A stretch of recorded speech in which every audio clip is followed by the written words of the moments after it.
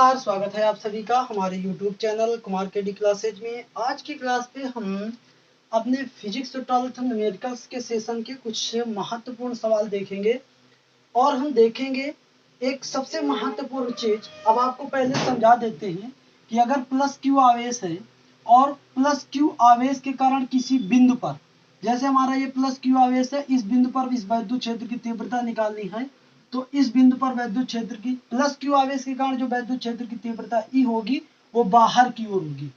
अगर यही बात हम करेंगे माइनस क्यू आवेश के लिए, तो माइनस क्यू आवेश के लिए अगर हम बिंदु पी पर वैद्युत क्षेत्र की तीव्रता निकालें, माइनस क्यू आवेश के कारण वैद्युत बिंदु पी पर वैद्युत क्षेत्र की तीव्रता निकालें, तो इसकी दिशा जो होगी वो हमारी माइनस क्यू आवेश की ओर ही होगी।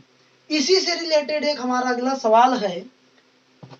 तो यहां पर जो वैद्युत क्षेत्र की दिशा होगी वो हमारी प्लस माइनस क्यू आवेश की ही ओर होगी, और यहां पर जो वैद्युत क्षेत्र की तीव्रता होगी वो प्लस क्यू आवेश से बाहर की ओर होगी। अब हम देखेंगे अपना सवाल जो है, 3 माइक्रोकूलाम के किसी बिंदु आवेश से, एक हमारा कोई बिंदु आवेश है, कितने 3 माइक्रोकूलाम का धन आवेश है के किसी बिंदु आवेश से 2 मीटर की दूरी पर, ये मान लेते हैं कोई 2 मीटर की दूरी पर एक दूसरा कोई आवेश है, 2 मीटर की दूरी पर एक ये हमारा कोई आवेश है, ये हमारा कितना है -2 माइक्रोकूलाम का आवेश है,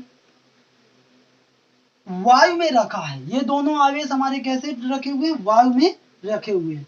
इन दोनों आवेशों से 1 मीटर की दूरी, तो देखो इन दोनों आवेशों से 1 मीटर की दूरी ना तो इधर संभव है ना तो इधर संभव है। वो जो 1 मीटर की दूरी, इन दोनों आवेशों से जो 1 मीटर की दूरी संभव है वो बिल्कुल दोनों आवेशों के बीचों बीच संभव है। यहां पर कोई बिंदु है, यहां पर ये मान लो कोई बिंदु है, ये हमारा प्लस क्यू आवेश है, ये हमारा माइनस क्यू आवेश है, ये Q1 मान लिया, इसको Q2 मान लिया। तो हमारा कह रहा है बिंदु P पर वैद्युत क्षेत्र और उसकी दिशा ज्ञात करनी है। तो हमने आपको क्या बताया था, प्लस क्यू आवेश के कारण किसी बिंदु पर वैद्युत क्षेत्र की तीव्रता बाहर की ओर होती है, प्लस क्यू आवेश से बिंदु P की ओर बाहर की ओर होती है, और माइनस क्यू आवेश के कारण अगर किसी बिंदु पर वैद्युत क्षेत्र की तीव्रता निकालनी है तो ये माइनस क्यू आवेश जैसे हमने उस पे लिया था, जैसे हमारा ये माइनस क्यू आवेश होगा, और यदि इस बिंदु पर वैद्युत क्षेत्र की तीव्रता निकालनी होगी तो माइनस क्यू आवेश की ही ओर होगी। तो माइनस क्यू आवेश के कारण बिंदु P पर वैद्युत क्षेत्र की तीव्रता किधर की ओर होगी, इधर की ओर होगी। तो हमने ऐसा मान लिया कि प्लस क्यू आवेश के कारण जो वैद्युत क्षेत्र की तीव्रता है वो E1 है, और माइनस क्यू आवेश के कारण जो वैद्युत क्षेत्र की तीव्रता है वो कितनी है, E2 है। तो अब आप ये देख रहे होंगे कि दोनों जो वैद्युत क्षेत्र की तीव्रताएं हैं वो कैसी हैं, एक ही ओर है। तो अगर हम बात करेंगे बिंदु P पर कुल वैद्युत क्षेत्र की तीव्रता की, बिंदु P पर कुल वैद्युत क्षेत्र की तीव्रता, कुल वैद्युत क्षेत्र की तीव्रता, तो हमारा क्या हो जाएगा, E बराबर, देखो दोनों की दिशाएं कैसी हैं, प्लस क्यू आवेश के कारण जो वैद्युत क्षेत्र की तीव्रता E1 है, और माइनस क्यू प्लस Q1 आवेश के कारण जो वैद्युत क्षेत्र की तीव्रता E1 है, और माइनस Q2 आवेश के कारण जो वैद्युत क्षेत्र की तीव्रता E2 है। E1 और E2 दोनों की दिशाएं कैसी हैं, समान है, दोनों की दिशाएं कैसी हैं, समान है। तो जो तुल्य वैद्युत क्षेत्र की तीव्रता के लिए होगा वो दोनों में जुड़ जाएगा। तो हमारा ये कितना हो जाएगा, 1 ये कितना 4 पाई एप्सिलॉन 0, और ये हमारा Q1 का मान अपान ये कितना R। तो देखो यहां से यहां तक की दूरी कितनी हो जाएगी, ये हो जाएगी 1 मीटर, और यहां से यहां तक की जो दूरी हो जाएगी वो भी हो जाएगी 1 मीटर। तो ये इसका मान हम रख दें कितना 1, और इसका रख दें कितना स्क्वायर, और ये हमारा कितना 1/4 पाई एप्सिलॉन 0, और ये हमारा कितना Q2, और ये कितना, इन दोनों के बीच की दूरी कितनी है, 1 मीटर। तो यदि हमारा देखो 1/4 पाई एप्सिलॉन 0 कॉमन ले ले तो हमारा ये कितना बचेगा, Q1 प्लस कितना, ये Q2 बचेगा, Q1 प्लस कितना Q2 बचेगा। अब देखो जो Q1 का मान है वो हमारा कितना है, +3 माइक्रोकूलम, और Q2 का मान है वो हमारा -2 माइक्रोकूलम। तो देखिए इसको अगर हम कूलाम में बदलेंगे तो -6 हो जाएगा, और इसको यदि हम कूलाम में बदलेंगे तो -6, ये भी 2 की पावर -6। तो इन दोनों में देखो अब हमको चिन्हों से कोई मतलब नहीं, तो इसका मतलब हो गया 9 गुणे 10 की पावर 9, और इनको दोनों को क्या कर दिया गया, जोड़ दिया गया। तो 3 गुणे ये कितना 10 की पावर -6, और ये कितना 2 गुणे ये 10 की पावर -6। तो ये हमारा कितना आ जाएगा, ये दोनों जोड़ दिए जाएंगे तो 5 गुणे 10 की पावर ये -6, और ये हमारा कितना आ जाएगा 9 गुणे ये 10 की पावर ये कितना 9। तो ये हमारा कितना आ जाएगा 9 पना 45, 9 पना कितना 45, और ये हमारा हो जाएगा 10 की पावर 3। तो ये हमारा आ जाएगा 4.5 गुणे 10 की पावर 4। अब ये क्या है, वैद्युत क्षेत्र की तीव्रता है, तो इसका मान रख देंगे न्यूटन प्रति कूलम। एक बार देखो बहुत कायदे से फिर इसका रिवीजन कर लेते हैं। देखिए एक हमारा +3 माइक्रो कूलाम का आवेश है, उसको हमने Q1 मान लिया है। एक हमारा -2 माइक्रो कूलाम का आवेश है, उसको हमने Q2 रख दिया। हमने यहाँ पे चिन्हों का केवल क्या रोल होता है, दिशाओं के लिए रोल होता है, बाकी यहाँ पे चिन्ह का कोई महत्व नहीं है। यहाँ पे जो मान निकालने के लिए इसका चिन्ह का कोई महत्व नहीं है, क्योंकि Q2 भी हमारा कैसा था, माइनस का था, तो यहाँ पे हमारा Q2 लिया गया है। तो फिर इसके बाद देखो वैद्युत क्षेत्र की जो तीव्रताओं की जो +Q आवेश के कारण वैद्युत क्षेत्र की तीव्रता E1 होगी, -Q आवेश के कारण भी वैद्युत क्षेत्र की तीव्रता E2 होगी, और इन दोनों की दिशाएं कैसी हैं, समान हैं। तो जो तुल्य वैद्युत क्षेत्र की तीव्रता होगी दोनों के योग के क्या होगा, बराबर होगा, और इस बेसिस पे पूरा सवाल लगा दिया। और फिर देखो जो तुल्य वैद्युत क्षेत्र की तीव्रता होगी तो हमारी इसकी दिशा भी किधर की ओर होगी, किधर की ओर होगी, +3 माइक्रो कूलाम से -2 माइक्रो कूलाम की ओर, या सीधा कह दे -2 माइक्रो कूलाम की ओर। दिशा किधर की ओर होगी, -2 माइक्रो कूलाम की ओर। उम्मीद करते हैं सवाल आपको बेहद अच्छे तरीके से समझ पे आ गया होगा। तो वीडियो पसंद आ रही हो तो अपने सभी साथियों के साथ शेयर कर दें, और अगर आप हमारे चैनल पर नए हैं तो चैनल को सब्सक्राइब करना बिल्कुल ना भूलें। आगे का हम सवाल देखते हैं बहुत ही जबरदस्त ढंग से, और आप बिल्कुल एंजॉय करते हुए पढ़ते रहें। आगे हम देखेंगे अगला सवाल है, हमारा अगला सवाल लिखा हुआ है 20/3। एक हमारा सवाल लिखा हुआ है 20/3 गुणे 10 की पावर -19 कूलम तथा -10 गुणे 10 की पावर -19 कूलम आवेश परस्पर 0.04 मीटर की दूरी पर हैं। दो आवेश, देखो एक धन का है एक ऋण का है, तो हम ऐसा करते हैं धन आवेश हम यहाँ पे मानते हैं, ऋण आवेश यहाँ पर मान लेते हैं। तो हमने इसको मान लिया धन आवेश और इसको मान लिया ऋण आवेश, तो इसको मान लिया Q1 और इसको मान लिया Q2, ऐसा हमने मान लिया। तो ये इसका मान हमारा कितना है 20/3 गुणे 10 की पावर -19, और Q2 को हमने -10 गुणे 10 की पावर कितना -19 कूलम। और इनके बीच की जो दूरी है, इनके बीच की जो दूरी है वो हमारा कितना है 0.04 मीटर, 0.04 मीटर। फिर कह रहा है इनमें गुजरती रेखा के, इन दोनों आवेशों में से गुजरती रेखा, मान लो गुजरती रेखा के किस बिंदु पर, इन दोनों, तो इस बिंदु पर हमने मान लिया, इस बिंदु पर वैद्युत क्षेत्र की तीव्रता 0 होगी।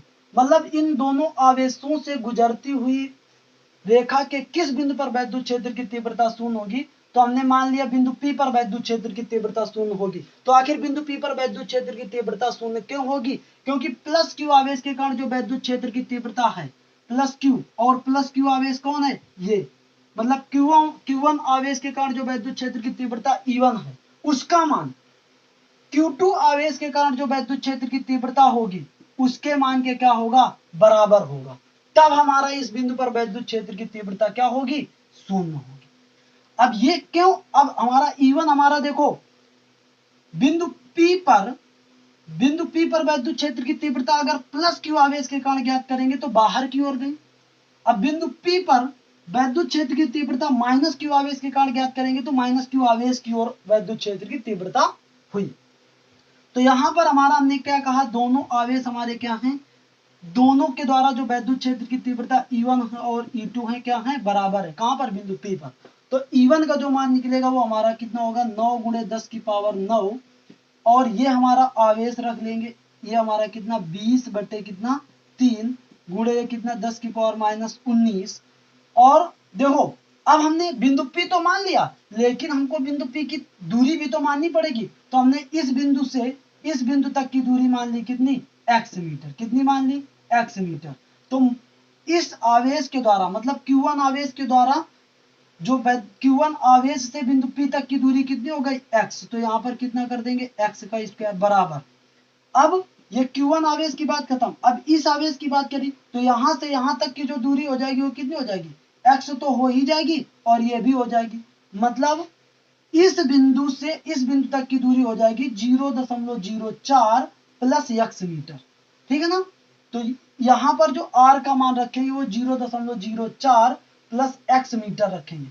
तो पहले तो हम लिख देते हैं 9 गुणे 10 की पावर 9, और फिर हमारा कितना होता है, Q का मान होता है। तो Q का मान हमारा Q2 का मान कितना है, 10 गुणे 10 की पावर ये -10, और फिर हमारा किसका मान आता है, दूरी। तो यहां से यहां तक की जो दूरी है वो हमारी कितनी है, 0.04 प्लस ये x।